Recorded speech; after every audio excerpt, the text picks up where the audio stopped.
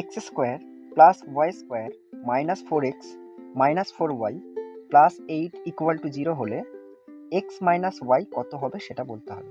কিভাবে করব দেখো, এই ইকুয়েশনটাকে কিভাবে লিখছি দেখো, x square minus 4x plus 4 plus y square minus 4y plus 4 equal to 0। কি করলাম, 4 আর 4 অ্যাড করে 8, তাহলে 8 এর জায়গায় আমি কি করেছি 4 প্লাস 4 করেছি। কেন এরকম ভাবে সাজালাম দেখো, এক্স স্কোয়ার মানে a square minus 2 A B মানে 2 ধরছি প্লাস বি স্কোয়ার মানে 2 স্কোয়ার, কারণ 4 মানে কি ভাবতে পারি 2 স্কোয়ার, 2 আর 2 আছে 2 দুগুণে 4 আর মাঝখানে এক্স মানে 4x, তাহলে এটা 4x এর জায়গায় লিখতে পারি। আর সিমিলারলি এইদিকে যদি করি ওয়াই স্কোয়ার মানে এ স্কোয়ার মাইনাস 2 এ বিটাকে এগেন 2 ধরছি প্লাস 4টাকে লিখছি b square 2 square equal to 0।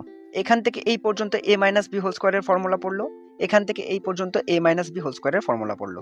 দেখো এ বলতে কত এক্স, বি বলতে কত 2, তাহলে a minus b whole square plus y minus 2 whole square, কারণ এই দুটো ফর্মুলায় পড়েছে ইকুয়াল টু 0।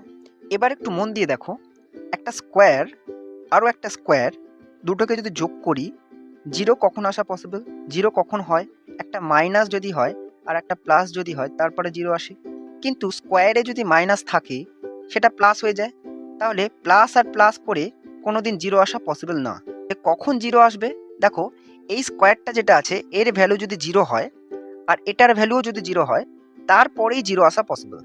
তার মানে এক্স মাইনাস 2 যদি 0 হয়, এর মানটা যদি 0 হয়, বা ওয়াই মাইনাস 2 হোল স্কোয়ার এর মানটা যদি 0 হয়, তখন ইকুয়েশনটা স্যাটিসফাইড।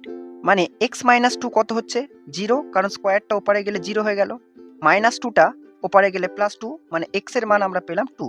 সিমিলারলি এখান থেকে ওয়াই এর মান কত পাবো 2 পাবো। আমাদের বার করতে বলেছিল এক্স মাইনাস ওয়াই কত, এক্স এর ভ্যালু 2, ওয়াই এর ভ্যালুও 2, তাহলে 2 থেকে 2 বাদ দিলে কত 0, তাহলে 0 আমাদের কিন্তু উত্তর। ভিডিওটা ভালো লাগলে অবশ্যই লাইক করে দিও। ধন্যবাদ।